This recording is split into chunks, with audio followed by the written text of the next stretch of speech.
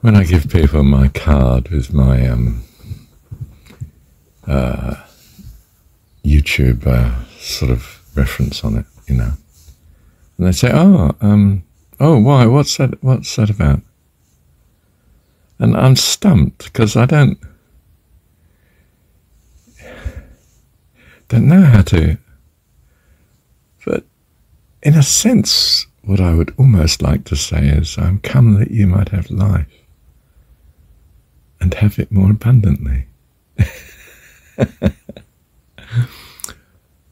But perhaps I should just say, "Oh, you'll see."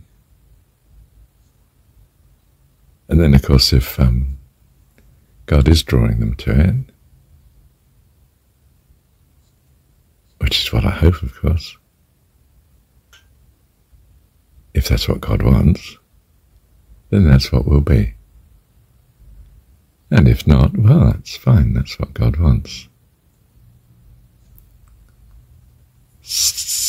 You know, what is my purpose? Well, it's to rescue this person from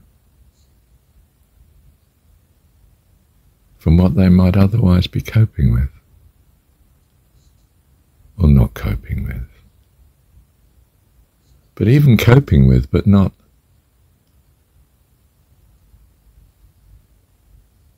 knowing yet love of God in their life. Yeah, thank you, Dad. It's said in, I think it was Mark Twain, "My enemy is the person whose story I've not yet heard." How true that is. I could adapt it to say, the stranger is the friend whose story I've not yet heard. You'll become my close friend when I know your story. That's the way life is. The rest are strangers, or worse, we're even taking them as enemies. And this is the foundation, I think, behind love your enemies.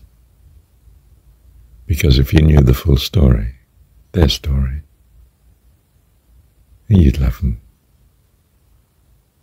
You'd call on your heart to love them. And you'd be so upset to think that you weren't loving them before. The day before yesterday at the group, one was, oh, she's looking after her mum courageously, wonderfully. So I took to her. Another, we were discussing the views on some comment that the organiser had received. And some were positive and some were negative, and then you might have thought the most negative person in the room came up with the most godly interpretation.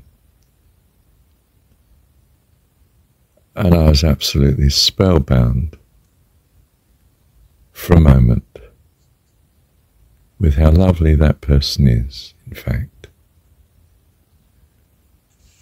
And later to hear something of her earlier experiences in life. How sad to hear such. Well, my heart just went out to her, didn't it?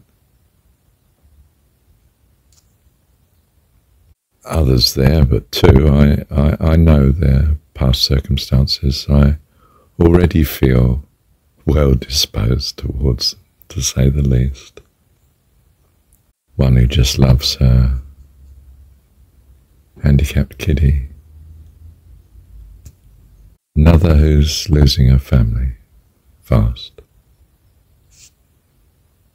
A third whose dreams have not quite come true yet.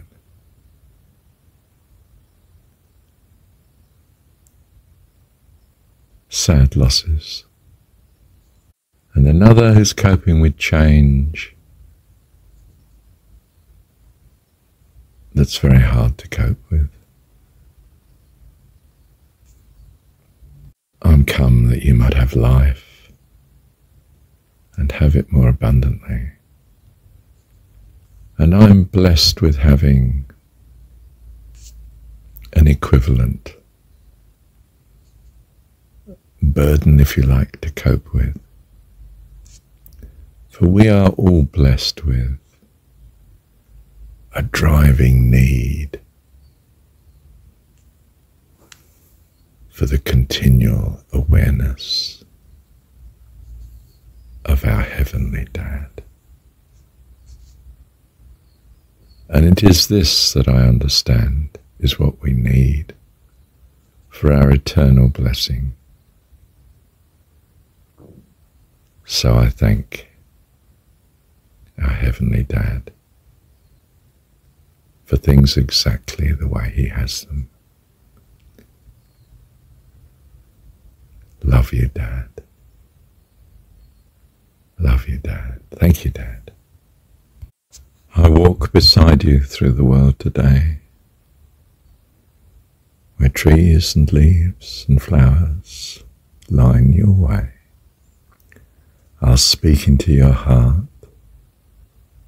You'll hear me say, I walk beside you through the world today. Thank you, Dad.